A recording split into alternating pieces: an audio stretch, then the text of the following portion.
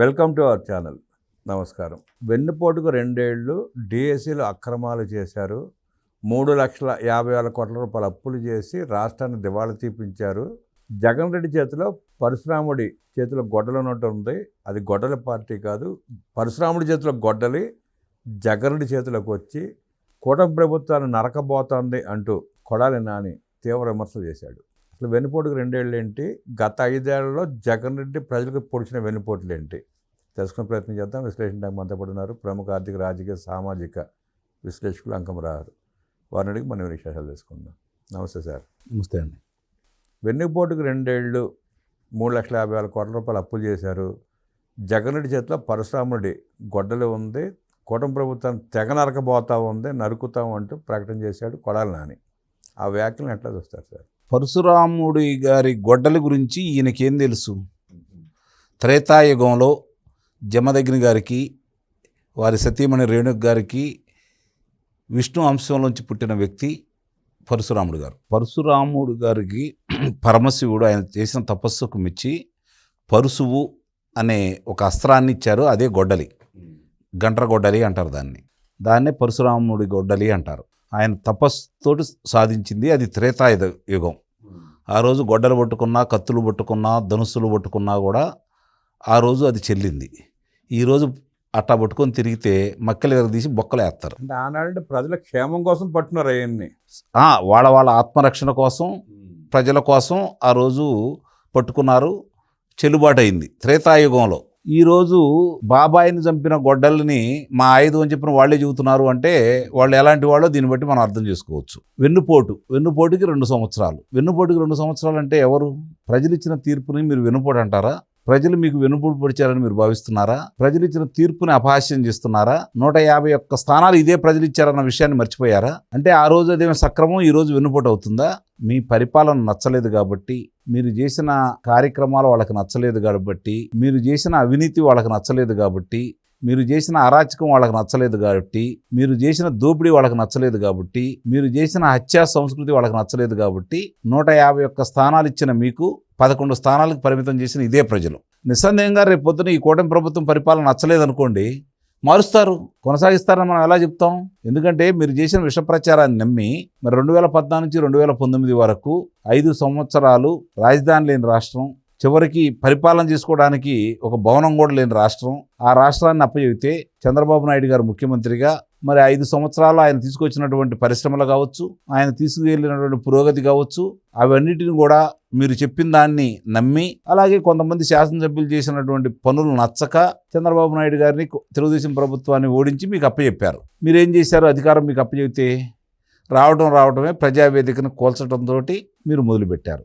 ఎవరికి వెన్నుపోటు పొడిచారు, ఎవరు వెన్నుపోటు పొడిచారు అనే దాని గురించి మనం విశ్లేషించుకుంటే, మీరు మాకు అధికారం ఇవ్వండి, సంపూర్ణమైన ఆధిక్యత ఇవ్వండి, కేంద్రం మెడలు వంచి నేను ప్రత్యేక హోదా తీసుకొస్తాను అని చెప్పని ప్రజలకి వాగ్దానం చేసి దానికి మీరు వెన్నుపోటు పొడిచారు. అలాగే ప్రతి సంవత్సరం జాబ్ క్యాలెండర్లు విడుదల చేస్తామని చెప్పని యువతి యువకులను నమ్మించి మీరు అధికారంలోకి వచ్చిన తర్వాత జాబ్ క్యాలెండర్లు విడుదల చేయకుండా మీరు వాళ్ళకి వెన్నుపోటు పొడిచారు. మహిళలకి సంపూర్ణ మద్యపాన నిషేధం దశల వారీగా చేస్తామని చెప్పని చేయలేదు కాబట్టి మీరు ప్రజలకు వెన్నుపోటు పొడిచారు. ఇలాంటివి చెప్పుకుంటా వెళ్తే 1,00,000 ఉన్నాయి. ఇక్కడే అమరావతిలోనే నా ఇల్లుంది, అమరావతి రాజధాని కొనసాగిస్తామని చెప్పని వాళ్ళని నమ్మించి మోసం చేసి మీరు వెన్నుపోటు పొడిచారు. అమ్మఒడి ఎంతమందికి ఉంటే అంతమందికి ఇస్తామని చెప్పి ఒకరికి ఇచ్చి వెన్నుపోటు పొడిచారు. అవును, ఇవన్నీ కూడా వెన్నుపోటుగా నిజంగా మీరు గనక అభివర్ణిస్తే ఇవన్నీ కూడా వెన్నుపోటు కిందకే వస్తాయి. ఈ రోజు కూటమి ప్రభుత్వం మంచి పనులు చేస్తుందో పాటు పొరపాట్లు కూడా జరుగుతూ ఉన్నాయి, కాదని నేను అంటలేదు. దాని మీద మీరు పోరాటం చేయాలి, ప్రజల్ని దాని మీద చైతన్యపరచాలి. గతంలో మేము ఈ మంచి పనులు చేసాం, ఈ కూటమి ప్రభుత్వం ఈ తప్పులు చేస్తుందని చెప్పని ప్రజలకు అర్థమయ్యే రీతిలో మీరు చెప్పాలి. అలా చెప్పుకోవడానికి మీ దగ్గర ఏమీ లేవు కాబట్టి, బటన్ నొక్కి వాళ్ళకి ఇచ్చిందే తప్ప మీరు అభివృద్ధి దిశగా ఆంధ్ర రాష్ట్రాన్ని తీసుకెళ్ళింది లేదు కాబట్టి, సంపూర్ణ మద్యపానం అని చెప్పని నమ్మించి నాసిరకం మద్యాన్ని తయారు చేసి ఎంతమంది 30,000 మంది పైన ప్రాణాలు కోల్పోవడానికి కారకులు అయ్యారు. కాబట్టి మీరు ప్రజలు, ఆ కుటుంబాలు ఇప్పటికీ కూడా కొన్ని లక్షల కుటుంబాలలో ఈ మద్యం వల్ల, అంటే మీరు చేసినటువంటి నాసిరకం మద్యం వల్ల వాళ్ళ యొక్క అవయవాలు ఈరోజు పనిచేయకుండా వాళ్ళు ఎంత ఇబ్బందులు పడుతున్నారో కొన్ని లక్షల మంది ఉన్నారు ఈ రోజు కూడా. మరి ఈ పాపం అంతా ఎవరు భరాయించాలి? దీనికి బాధ్యులు ఎవరు? నిస్సందేహంగా మీరే. కాబట్టి మీరు చేసిన చెడ్డ పనులకి ప్రజలు ఇచ్చిన తీర్పుగా మీరు దీన్ని భావించాలి. రేపు పొద్దున ఇందాక నేను చెప్పినట్లు వీళ్ళు మీకంటే అరాచకంగా చేశారనుకోండి, మీకు మాత్రం ఓట్లేరు. అది మాత్రం నేను గ్యారంటీ చెప్పగలను. మీకు మాత్రం ఓట్లేరు, వీళ్ళకి ఓట్లేరు. రేపు పొద్దున ఇంకోటి చూసుకున్నారు. ఎందుకంటే మీ పరిపాలన చూశారు కాబట్టి, వాళ్ళు మీ 5 సంవత్సరాలు మీ పరిపాలన చూశారు.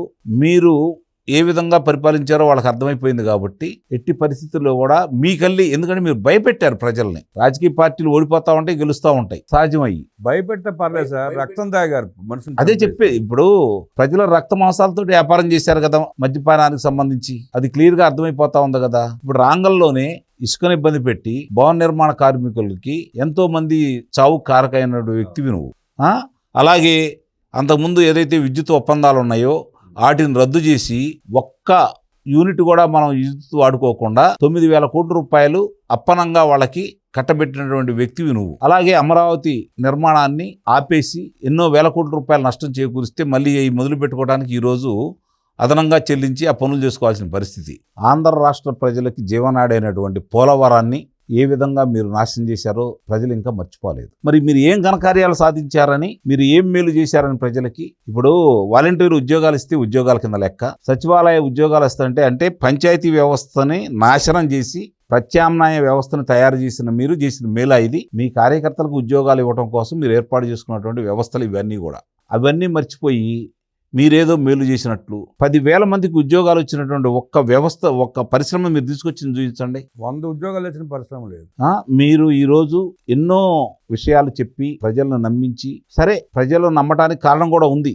ఆనాటి కొంతమంది శాసనసభ్యుల పనితీరు నచ్చక మీరు చెప్పిన నిజం అనుకొని మీకు ఓట్లేశారు. 151 స్థానాలు వచ్చినటువంటి పార్టీ 175 స్థానాలకి అది చూసి ఆశ్చర్యపోయాం, అసలు ఇది సాధ్యమా అని చెప్పని. ఈ రోజు అదే ప్రజలు 164 స్థానాలు ఈ కూటమికి ఇచ్చారు. మరి 151 ఇచ్చినప్పుడు మీ మీద ఎన్నో ఆశలు పెట్టుకుంటే మీరు చేసిన ఘనకార్యాలు ఏంటో అందరికీ తెలుసు కాబట్టి మనం పదే పదే ఒళ్ళు చేయాల్సిన అవసరం లేదు కాబట్టి ప్రజలు ఈ రోజు మీకు స్పష్టమైనటువంటి తీర్పు ఇచ్చారు. ఈ రోజు చాలా విషయాల్లో మీరు పిలిపించారు. రైతుల గురించి పిలిపించారు, రైతులు లేరు. విద్యార్థుల గురించి పిలిపించారు, విద్యార్థులు లేరు. ఏ కార్యక్రమాలు చేపట్టినా కూడా వాళ్ళకి చెప్పేసి మీరు బెంగళూరు వెళ్ళిపోతున్నారు. అంటే మీరు మాత్రం పాల్గొనరు. పాల్గొనడు. గాంజా బ్యాచీనో లేదంటే వేరే కార్యక్రమాలకు వాటికి మాత్రం వెళ్తాడు, వాళ్ళని పరామర్శిస్తాడు, వాళ్ళ గురించి చూస్తాడు. ఈవీఎంలు పగలగొడితే నెల్లూరు వెళ్తాడు, కిడ్నాపులు చేస్తే విజయవాడ వెళ్తాడు. ఇట్లా అలాంటి వాటికి ప్రోత్సహిస్తాడు, అలాంటి వాళ్ళని ప్రోత్సహిస్తాడే తప్ప ప్రజల కోసం ప్రజా సమస్యల గురించి గళమెత్తే వాళ్ళు నీ పక్కన లేరు, నువ్వు ఎత్తవు. ఆ ఉద్దేశం కూడా వాళ్ళు అట్లానే ఉండాలి. నేనైతే కోరుకున్నాను, నేను వాళ్ళు మారాలని కానీ, వాళ్ళ మార్పు రావాలని కానీ, మళ్ళీ వాళ్ళు అధికారంలో రావాలని కానీ, అధికారంలోకి ఎటు రారు వాళ్ళు కోరుకున్నట్టుగా ఏది నెరవేరదని చెప్పి అయితే నేనైతే భావిస్తున్నాను. అందుట్లో అనుమానం కూడా పెట్టుకోవాల్సిన అవసరం లేదు. నిన్నగాక మొన్న డిఎస్సిని ఎంత పారదర్శకంగా ఎలా నిర్వహిస్తారు అంటే, దాన్ని ఒక్కసారి కనుక నువ్వు ఏదైనా నిర్వహిస్తే, అమ్మో ఇదిగో నేను ఇట్లా నిర్వహించాను, మీరు ఈ విధంగా చేయండి అని చెప్పని మీరు చెప్పొచ్చు. ఒక్క డిఎస్సి కూడా నిర్వహించకుండా ఈరోజు దానికి సంబంధించింది కనుక మనం చూసుకుంటా ఉంటే సిబిటి విధానం అంటే కంప్యూటర్ బేస్డ్ టెస్ట్. ఇది దీంట్లో 42,000 ప్రశ్నలు ఓ బ్యాంక్గా తయారు చేశారు, ఆటో జనరేటెడ్. మరి ఎవరిస్తారు? పేపర్ లీక్ అయిందని చెప్పని మాట్లాడుతున్నాడు అంటే అతని అవగాహన ఎంత గొప్పగా ఉందో దీన్ని బట్టి మనం అర్థం చేసుకోవచ్చు. ఈ రోజు దీనికి సంబంధించినంతవరకు దేశవ్యాప్తంగా SSC, RRB, IBPS, NTA, gate, cat, APPSC ఇన్ని నిర్వహిస్తున్నారు కదా. మరి ఎన్నిటిని కూడా ఇక్కడ దాని పారదర్శకంగానే ఈ సిబిటి నిర్వహించారు కదా. దీంట్లో ఏదన్నా తప్పులు ఉంటే నిజమే నువ్వు అనుకున్నట్టు దీంట్లో పొరపాటు జరిగింది, న్యాయస్థానానికి చెప్పయ్యా. ప్రెస్ మీట్ ఎందుకు పెడుతున్నావు? సాక్ష్యాలు చూపించాలి. సాక్ష్యాలు చూపించి ఇదిగో పొరపాటు జరిగిందంటే న్యాయస్థానాలు వాటిని రద్దు చేస్తాయి కదా.